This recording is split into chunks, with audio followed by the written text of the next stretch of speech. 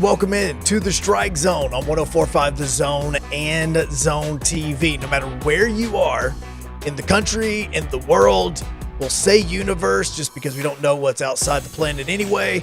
You can be watching Zone TV, Twitter, Twitch, YouTube, Facebook, wherever it is. That is where you can get Zone TV. The chat is open, so you can go ahead and start getting those comments in about possibly the reason why the New York Mets suck, because they do, and it's extremely fun to watch. Everybody loves a train wreck, or based on the topic of conversation the last 2 weeks, everybody loves to see a boat sink, because that's what we're going to be talking about here in just a little bit. Now, right now, Sounds on the road in Memphis, 6-game series. They took one from the Memphis Redbirds last night, absolutely embarrassed them over in Memphis. And get ready, though, because coming up here in the next few days, Sounds are going to be back in town for 4th of July. Look, I'm not even going to act like I'm surprised, but I really am, because I didn't know next week was the 4th of July. I just didn't. Don't understand how I didn't realize this, but next week is the 4th of July. It means there are going to be fireworks here at First Horizon Park. In fact, not only are you going to be getting fireworks on the 4th of July when the Columbus Clippers come into town, but the Sounds are doing a really cool thing on the club level cookout, which is these little paddocks that you see here on the ends of First Horizon Park if you ever come to the stadium, because they're going to have like a cookout that's going on. In fact, I have the entire menu right here in front of me. You're going to have hamburgers, hot dogs, barbecue pulled pork, chips, cookies, all of that, and it's all you can eat. All you can eat. So if you're like me and you love food, because man, I love food. If you like me and you love food, get you the all you can eat. Tickets are starting at $72. You also get access to the lounge, all of that, and you can enjoy your 4th of July weekend. That's going to be both Tuesday and Wednesday of next week here at First Horizon Park when the Sounds are back in town taking on the Clippers, which is the Cleveland Guardians AAA franchise. I want to talk about something that happened over the course of the last couple of weeks as well, because I know that today the date is June 29th and we are getting ready for the 4th of July. But just a couple of weeks ago, we celebrated 615 Day here in Nashville. And one of the cool things that the Nashville Sounds did is they raised money for Victims First and the Covenant School shooting victims. And what Victims First is it's a foundation that was created by victims of mass shootings as well as some of their supporters. And they help raise money for victims whenever they're going through these tough times to help all the expenses. So the Sounds did a really cool thing, because normally on Thursday nights, it's Throwback Thursday. We talk about it every single week while we're out here. 1978 Nashville Sounds jerseys. Those are what they're normally having. But on 615 Day, the Sounds actually rocked 615 jerseys. In fact, I have one. If you're watching on Zone TV, what happened is they wore these jerseys right here. And after they wore these jerseys, and even as they were wearing the jerseys, they put these jerseys up for auction. So you had the ability to go on to the Nashville Sounds website. I tweeted out the link a few times last week, and you had the ability to bid on them. This is the one that I bid on and that I won. It's Robert Gasser. No, I'm not going to act like I knew who he was before the other day, but Robert Gasser, looked him up. He's actually pitched pretty well the last 2 weeks, especially against Gwinnett and his last start that he had here at First Horizon Park. He haven't only given up 1 run in 2 of his last outings. He came over from the San Diego Padres, and he's now one of the starters for the Nashville Sounds and the Milwaukee Brewers. It was actually probably the 5th jersey that I bid on. I'm not going to lie. The cool thing the Sounds did during this is they staggered the auctions. So you were going for Bryce Terang, for instance, who got a ton of money. In fact, I just hit up the Sounds people to see if they could get me a final total, and they're still calculating the money that was brought in due to the jersey auction. And I know Bryce Terang's jersey went for almost $350 just by itself. And so what happened is the moment that auction was over with, another auction was for another jersey was wrapping up 5 or 6 minutes later. So when we were telling you that the auction ended at 8 o'clock, that was for one of the first jerseys. And so the jersey auctions kept going down and kept going down. But what was so awesome about the Sounds fans and what you were doing is they were treating it obviously like an eBay auction, and everybody was waiting to the last minute to get those bids in. So I bid on probably 4 different jerseys. I know that I bid on Bryce Terang's jersey. I know that I bid on I know Mike Brasso, because that's my boy. I bid on Brasso. Rick Sweet, I bid on his jersey.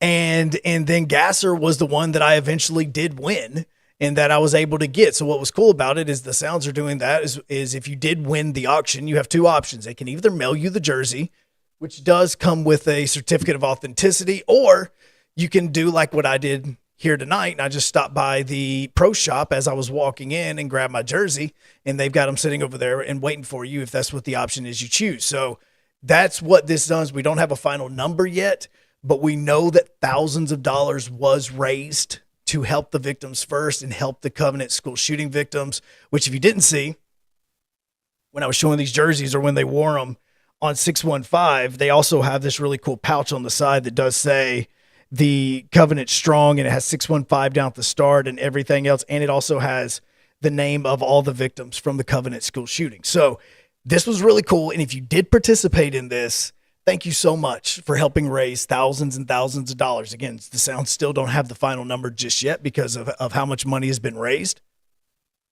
But that jersey is one that really did help out, and I hope to see a ton of people wearing their jerseys out here around First Horizon Park whenever you're here and enjoying the game. But tonight, let's talk a little bit about Tennessee.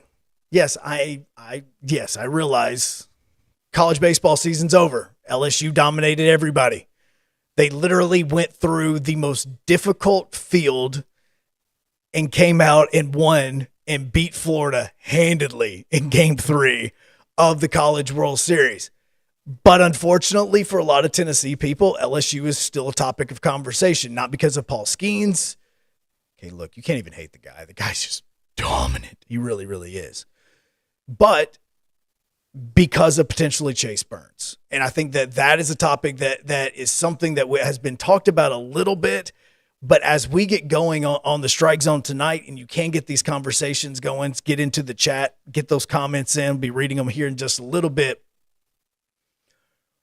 is that Chase Burns has entered the transfer portal.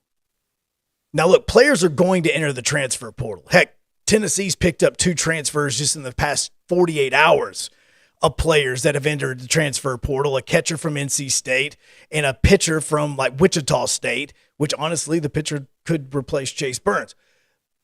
But it's not so much about the roster and how much you're going to be changing from year to year. Yes, we know Dolander's going to be gone. Dickey's most likely going to be gone. There's going to be players that are going to leave this Tennessee Vols baseball team, and they're going to be going pro. I mean, again, if you missed the news, Drew Gilbert, who was the emotional leader of the Tennessee Volunteers over the past few years, he's going to be playing in the Futures game coming up next weekend. Matter of fact, next Saturday in Seattle. I almost called it Safeco Field, but it's actually T-Mobile Field.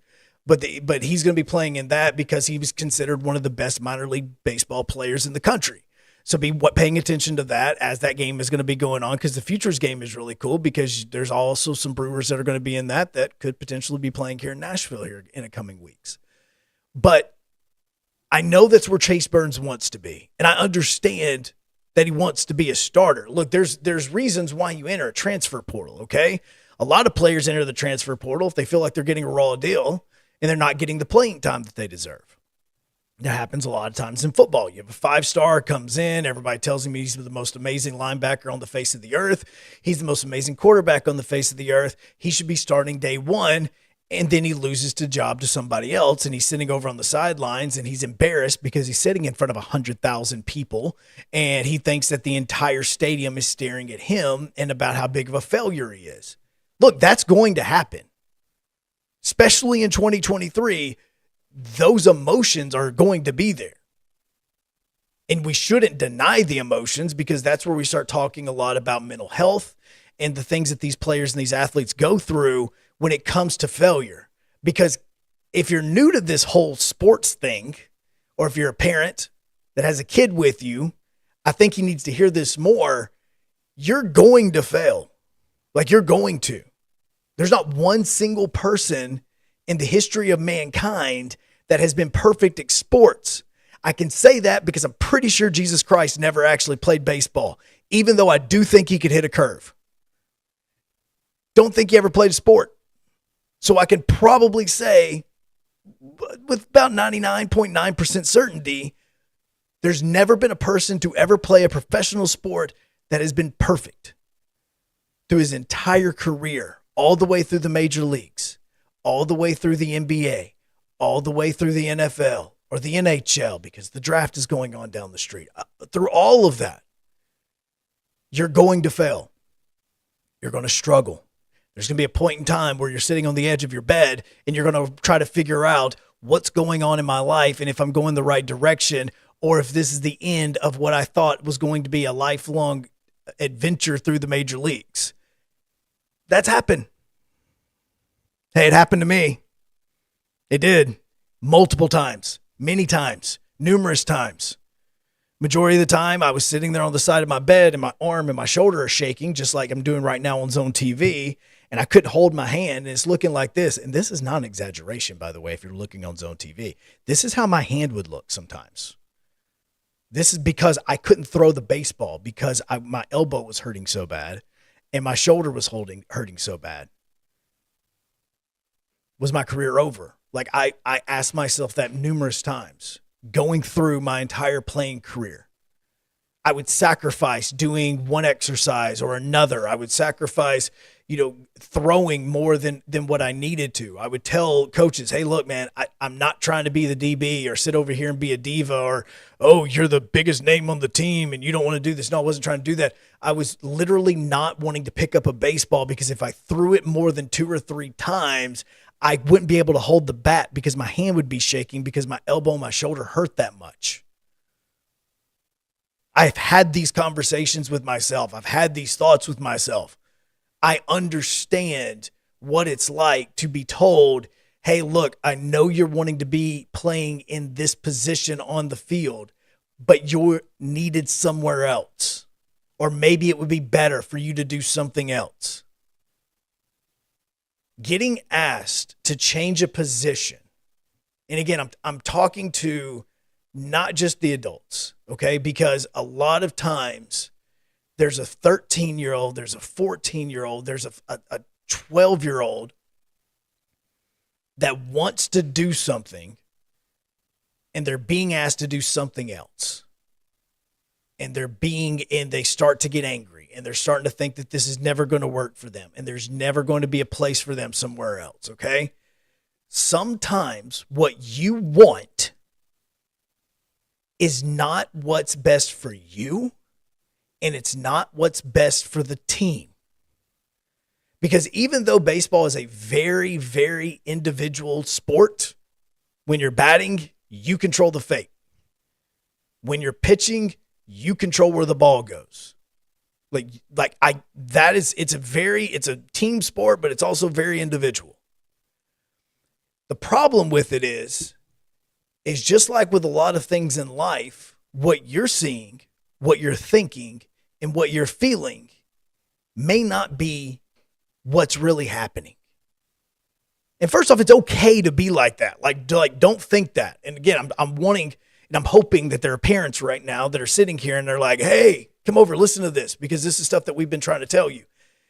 It's going to happen. Through my career in playing baseball, I played almost every single position in the baseball field that you could play. Inside of the field of play, I did everything. The only position that I never truly played was second base. You know, a position I probably should have played when I was in college? Second base. It was the only position I didn't play. Because throughout my life, up until about the age of 16 or 17, I was the tallest player on the team. I was the biggest player on the team, not biggest like wide, just biggest as in strongest. But then everybody else hit growth spurts around me and I couldn't handle it. So instead of adjusting, I fought it. And instead of going to the schools that I wanted to go to, I eventually went somewhere else and my whole baseball career went downhill because I was being stubborn. So when I'm saying this, I'm not saying this because of the fact that I'm just saying get over it. I'm saying it because I've been on both sides. Growing up, I started playing third base because in T-ball, you're the only one that can throw from third to first. So, hey, guess what? Boom, you're playing third base. But then I swapped over to first base because I was also the only player that could catch the ball. T-ball, hey, dirt, trees, skies, birds, squirrels, whatever. I was the only one that could catch it. The only one focused long enough, which is crazy for somebody with ADHD. So I played first base my entire baseball career, all the way up until I started getting looked at and getting scouted, and I was starting to become shorter than the other guys because I'd already hit my growth spurt, and other players were then starting to hit them and started to grow past me. If you look at the team pictures of all the teams that I played on, from T-ball to elementary to middle school to high school, I was always the tallest player. But then you started getting to about sophomore, junior year, and I stayed right here, and everybody else started growing above me. And so what started happening is when I started getting recruited, I started getting recruited for different positions. Hey, can you play the outfield? Hey, can you play center? Can you play right? Can you play left? How fast are you? What's your 60 time? These are all things that I didn't have to deal with when I was a first baseman. But when you play short or second or the outfield, these things are a little bit more important. And so I couldn't handle it. Also because my hand shaking like crazy. I was injured. Never wanted to go to the doctor because I was terrified of what they were going to say and that my career would be over or something else would happen or what. So I refused to change positions at times. But eventually I did move to the outfield, and that's where I started getting recruited by the big schools. I literally, my senior year of high school, do you guys remember your senior year of high school? You didn't want, this is it. This is my year. This is what I'm doing. I'm doing this and I'm doing that. No, my senior year of high school, because I'd been playing in the outfield in the summers, we had a third baseman that couldn't make the throw to first base, but he was taller than me, and we put him at first base, and that moved me to the outfield. I didn't want to make the move because I loved playing first base. But at the same time, moving to the outfield is what eventually got me recruited by more schools and what eventually got me to the bigger Power 5 schools to be looked at and to talk to, and the major league teams to be looked at and to be talked to.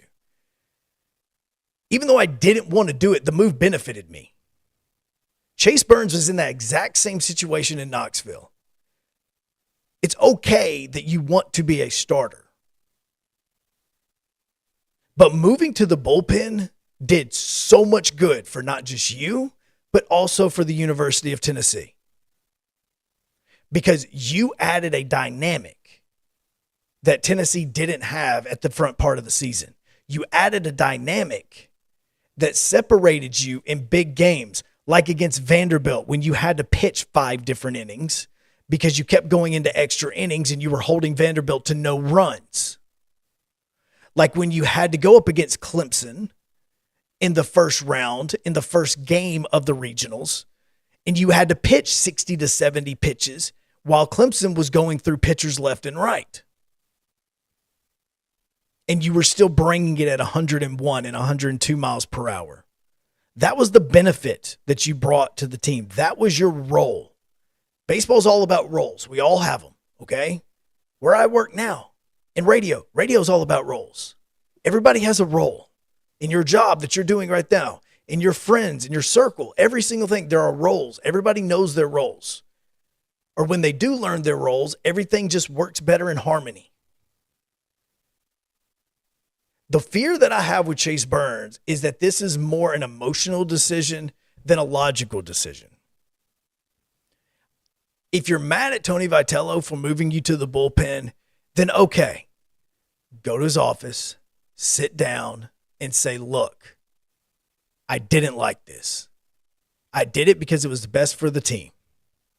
I understand that at the end of the season, this was a role that I became good at. This is not where I want to be next season. Tony Vitello, being the head coach of a baseball team, is going to look you in the face and go, I understand that. And you know what's going to happen next fall? You know what's going to happen next spring? You're going to have the opportunity to be one of our starters. You're going to have the opportunity to be one of our weekend starters because there are going to be holes that we need to fill. But I'm not going to sit here and promise you a position. That sounds like what Chase Burns wants. Now, I could be totally wrong, but just from what people and what things that we have heard about, and that's what's being said. The thought was that he wanted to go to Vanderbilt because he grew up a Vanderbilt fan, but Vanderbilt's not even the team that keeps getting talked about with Chase Burns. TCU, LSU, both teams that were in the College World Series. Obviously, LSU won the national championship, and they had a pitcher doing so that's throwing 100-plus miles per hour and is most likely going to be either the number 1 or number 2 pick in the draft. Okay, great. And yes, even after LSU won the national championship, their head coach was doing his press conference, and he was still sitting there trying to throw out recruiting pitches. Look down this. Look to me. I have one of the best pitchers in the country who's about to go professional and is about to be like the top pick in the draft. So if you're in the transfer portal, this is the place you need to come because you can see what we can do for you.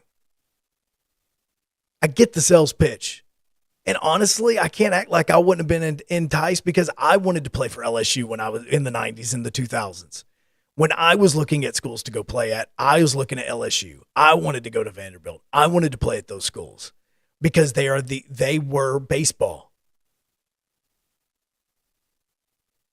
But to leave Tennessee, because if it's true that you're wanting to be a starter, great.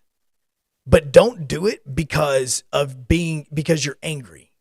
Because it's not a smart decision. That's an emotional decision. And in these types of scenarios, making an emotional decision is going to lead down a path where it's become okay for you to make this emotional decision. It's going to lead to another one.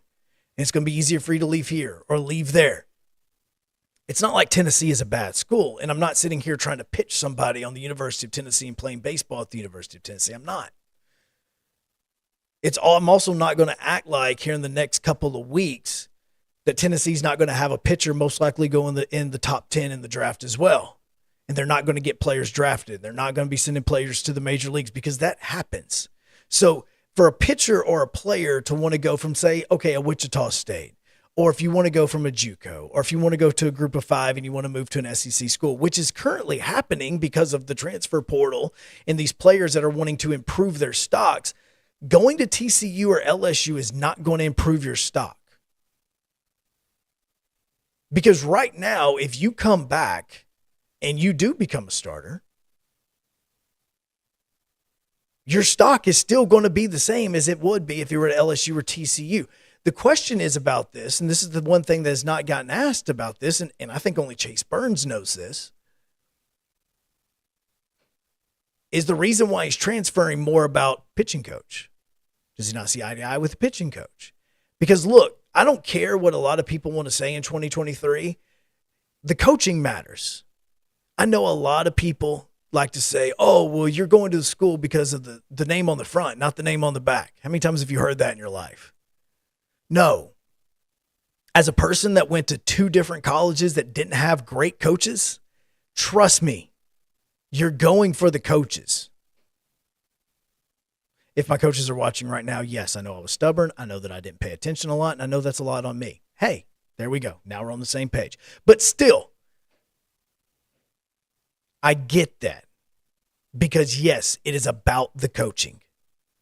If there is a coach that you've known through AAU, travel ball, something like that, and they're out of school, and that coach knows how to train you and knows how to talk to you and knows how to calm you down when you get angry or knows how to pick you up when you get sad or understands the different emotions that you go through and how to handle them, bro, go there, okay? Because that is valuable and it's invaluable because those are the things that you need. If that's the issue at Tennessee, okay, that's different.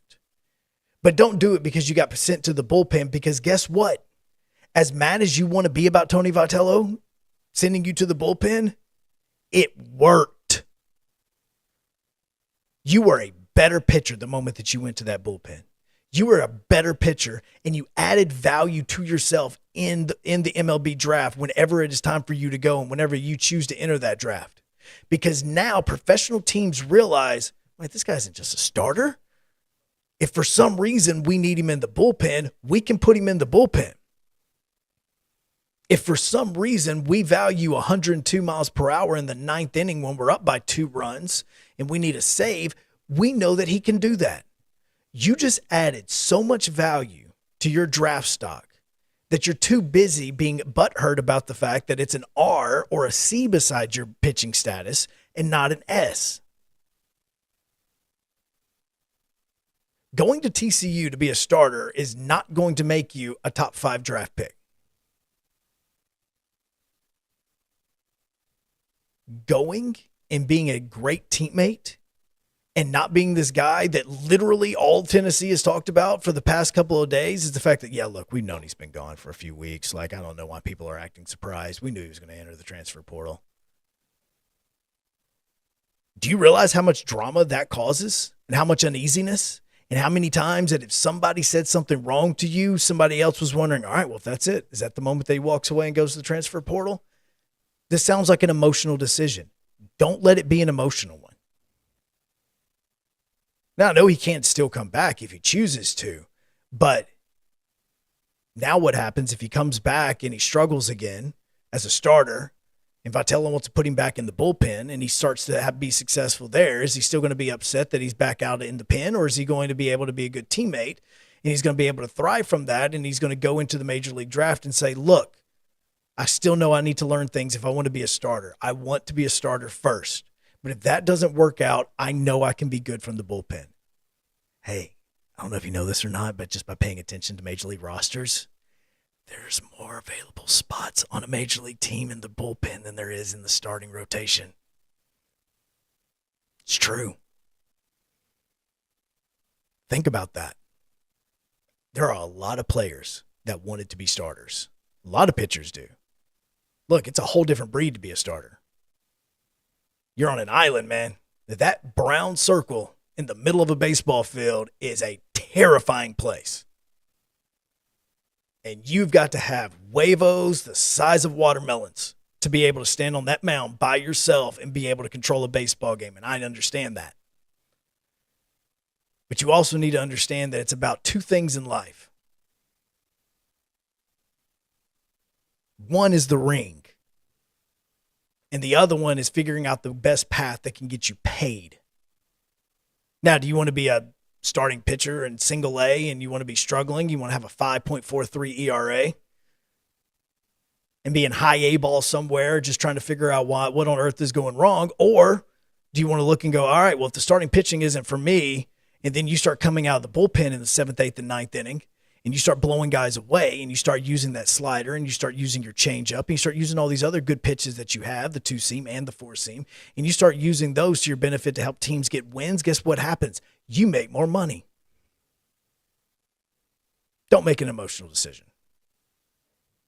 Emotional decisions are ones that you sit and you talk about with your family, and you have the ability to go off on with somebody that you trust, and you can complain and you can argue and you can sit here and get pissed off and you can do all that. But at the same time, once it's done, you have the ability to sit down and listen to logic. Now, again, if something else is there for Tennessee, if something else is there, you don't mess with the coaching staff. You don't mess with your pitching coach. You hate the mountains. I don't know, something dumb.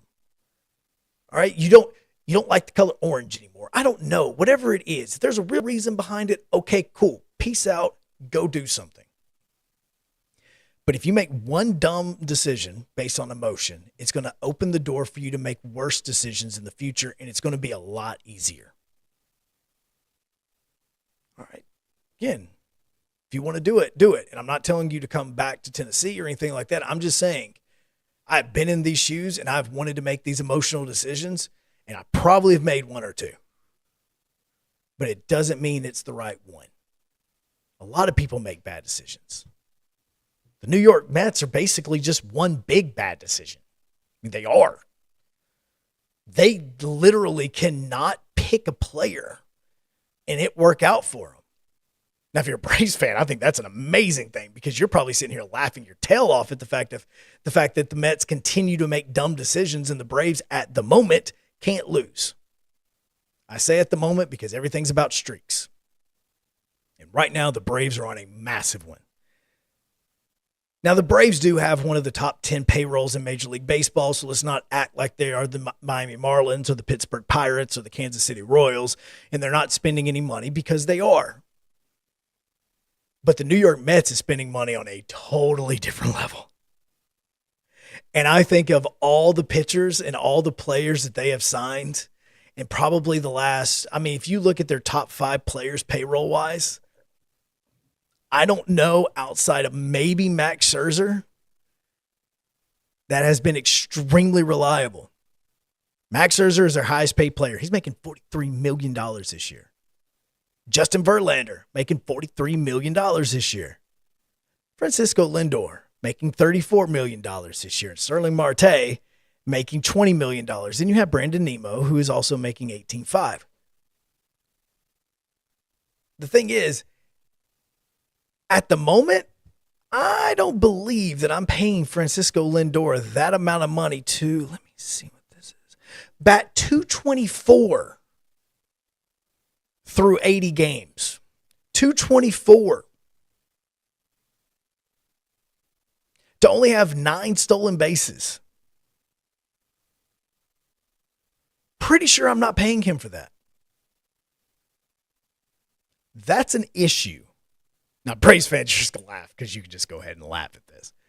But why do the Mets continue to want to make dumb decisions? Is it a New York thing? Is it a New York thing? Because, their owner, Steve Cohen, is just, he's a guy that I just don't understand. Because I understand you're a businessman, and I understand that you purchased the team.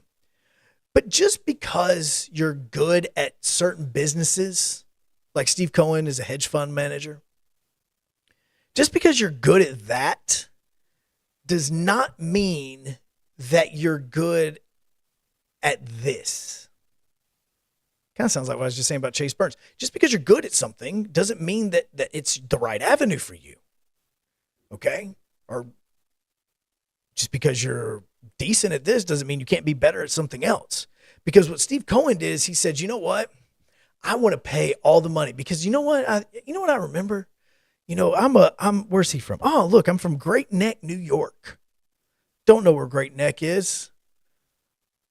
But I'm from Great Neck, New York. I grew up in the state, and I always remember when I was growing up through the 50s and the 60s and the 90s. I remember George Steinbrenner and how I just wanted to throw money at everything. Let's get this great player. Let's get that great player. Let's play for this guy. Let's pay for that guy. I want Gary Sheffield. I want Tony Clark. I want Kevin Brown. I want Chuck Knobloch. Let me pay money for all of these guys. What's crazy, if you look back into Yankees history, the players that were the best for the New York Yankees are also the ones that came up in the farm system. Especially in the 90s and the 2000s. A lot of those guys that were on that mound for them, outside of Roger Clemens, but Roger Clemens, we know what he did. So outside of Roger Clemens, all of those pitchers, all of those hitters, the best ones, the ones whose numbers are in Monument Park right now, all came up through the minor league system. But Steve Cohen didn't think about that because Stephen Cohen just thought about, man, I remember all that money he used to spend. And it was just like, this guy's too good. Nobody else can afford him. The Yankees can afford him. That's what I'm going to do with the Mets. I am going to create a baseball team made up of nothing but the best pitchers in the world in 2017. And I'm going to pay them their worth in 2023 because they're still going to be good. Look, Max Scherzer's already started 13 games this season. It's not the first 13 I'm worried about. It's the last 13. It's the last 5. It's the last 10. It's the one in the playoffs when his arm is dead again and he can't make it past the 4th inning, yet you're paying him $43 million. I know I mentioned playoffs, and that's kind of funny because the Mets are not making the playoffs, but that is where we're at right now. It's the fact that Justin Verlander has already missed probably about 4 to 5 different starts. And you paid for Justin Verlander because of what he did in the 2010s and what he did for the Houston Astros after he got traded there. But you're paying for 2023 Justin Verlander. Starling Marte, for people that don't know, used to be a legit player for the Arizona Diamondbacks. Matter of fact, there was one trade deadline probably about 4 years ago when Starling Marte was the fish. You had that pond, and every single team was trying to fit, and Starling Marte was that guy that every team wanted to add to their outfield. He's still decent. He leads the team in stolen bases right now for the New York Mets. But the problem is that you want the player that you remember watching on MLB Network, or the one that you remember being one of the best players in the world, or one of the best pitchers in Major League Baseball, or the Cy Young Award winner. But the problem is you're getting them in 2023. You're not getting them in 2015. You're not getting them in 2017. You're not getting them in 2018. You're paying them for 2018, but their body still says it's 2023. The biggest problem the Mets have always had is health. Seriously, they just need a spa somewhere. Like their players don't need to practice baseball. They just need to go and be at a spa every day and just keep their body healthy, because that's their biggest issue. Right now, the New York Mets are 36-44. They have played 80 baseball games. Pete Alonso has missed 8 games. You have Brandon Nemo's missed a couple. Starling Marte's missed 6. Daniel Vogelbach, who mashes, has missed over 23 games. Tommy Pham has only played in 59 of the 80 games. They keep getting injured. And then you had that Gary Sanchez, where Sanchez was a Met, then he's a Padre. He's back and forth. Your best hitter on the team right now is batting .282.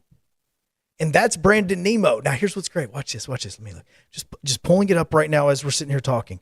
Brandon Nemo, his entire career was a New York Met. He was drafted by the New York Mets.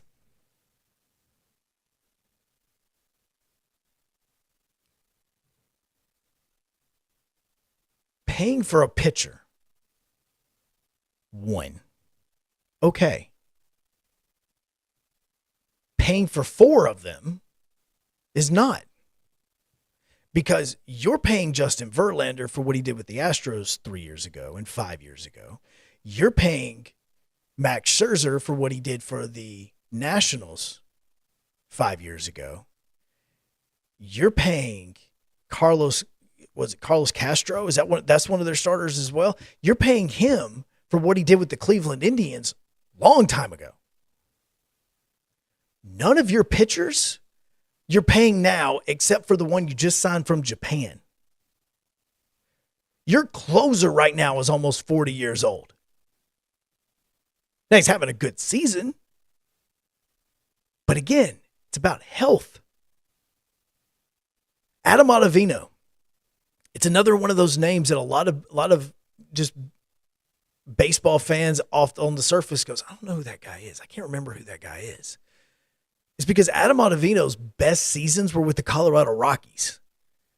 And just like I was talking with Starling Marte, there was a point in time where Adam Ottavino was going to be traded from the Colorado Rockies because the Colorado Rockies suck, and they always do suck, and they, instead of being buyers, they're always going to be sellers. But what happened is Adam Ottavino was having one of those years when the Braves were down a closer. And they didn't have Will Smith, and all they had at the time was like Luke Jackson. And they needed a closer. Well, they went out and got Green and traded for him instead of trading for Ottavino, and it worked out well because Green actually had a really good season in the bullpen for the rest of the time with the Braves. Ottavino, guess where he got traded? The Yankees. Guess what he did? But But he's getting paid right now from the Mets because of what he used to do, not what he does now. Right now, he's got a 4 ERA. College baseball, it's actually pretty good based on what we saw in the College World Series. In Major League Baseball, not so good. Why do the Mets make dumb decisions?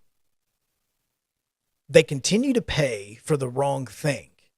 Because, look, it's going to happen. It's going to continue to happen. I do talk about the Tampa Bay Rays because of how amazing of a job that they do when it comes to finding talent, developing talent, building talent throughout the system. Again, congratulations, C.A. Dub. He's now doing pre- and post-game show for the Tampa Bay Rays. But that organization knows how to do it. A lot of organizations focus on building the talent from within. This whole New York mentality of, we're here and we're the biggest stages and we're all that.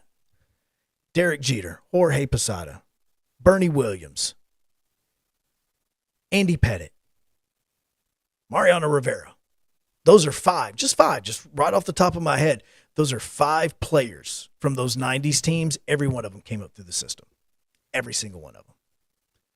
Then you added your Chili Davises or your Cecil Fielder. Or you added, this player from here and there. You didn't do an entire team made up of that. That's what the Mets are. Francisco Lindor came from the Indians. Sorry, Guardians. Pete Alonso, that's a household one. Sterling Marte, Daniel Vogelbosch, all those guys, they have been signed. Tommy Pham has been with like 15 teams. You don't put an entire team of free agents together and expect them to win. It doesn't work. It never has. Every once in a while, you get an LA Rams. And even those guys really were led by, who was the MVP? Cooper Kupp. Who was the number 1 player on the line? Aaron Donald. Guess what? He was drafted by the Rams. The guys you sign are the ones that you use to fill gaps. You build the franchise in-house. You bring the guys up through the system, and the young talent is what happens. Look at the Houston Astros, the team that you literally just signed Justin Verlander from. Look at all the players that they had through that run in the late 2010s. Not talking about the garbage cans, I'm just talking about the late 2010s and what they were doing. All of those players in-house. Every single one of them, except for a Verlander. There were a couple pieces here and there that they added at the end to help put them in that direction. You don't build a team like this. But as a Braves fan, I love it because you know what? Braves just win. They just keep winning. So it's awesome to see. And it's awesome to see the Mets continue to struggle because, again, just because you're good with money in one area of your life does not mean that you can just go throw money at something else and running an organization totally differently and run it into the ground. Because Mets fans and the Mets have an amazing history. They do. Literally, your team got taken away from you and they went across the country to LA. You lose the Dodgers, you bring in the Mets, and then you start winning World Series with teams you're not supposed to. Look at many of those players that won with the Mets back in the 60s. Look at the 86 Mets and how many players were on that team that was brought up through the system. Focus on that. Look at how many Braves right now all got brought up from the system. Yes, they've added Matt Olson. Yes, Travis d'Arnaud was added this, and Sean Murphy. Yes, you have those. But Acuna, Harris, Adam Duvall, Ozzie Albies. When the Braves won the series, you say Dansby Swanson. Yes, they had Ozuna. They added him. Max Fried. You can go through all these. Even Soroka, before he got injured. Every one of those were all guys that came up through the system. All played, majority of them played right here at some point in time for Gwinnett. They played right here at First Horizon Park. All right, next week, enjoy your 4th of July. Be safe. Don't blow a hand off. I'm just saying that last part just because JPP. But be careful. Enjoy it. We'll be back down on the concourse next Thursday, 7 o'clock, right here on the Strike Zone. If you're at the stadium, come by. Heck, last week, man, we were surrounded by a ton of people. We were hanging out and enjoying ourselves. So come by, say hello. If you did get you a 615 jersey, rock that sucker next week. We'll see you at the ballpark next Thursday night. It'll be Throwback Thursday again, 1978 Nashville Sounds jerseys. Have a great 4th of July. We'll talk to you on 3HL tomorrow, and we will see you at the ballpark next Thursday right here.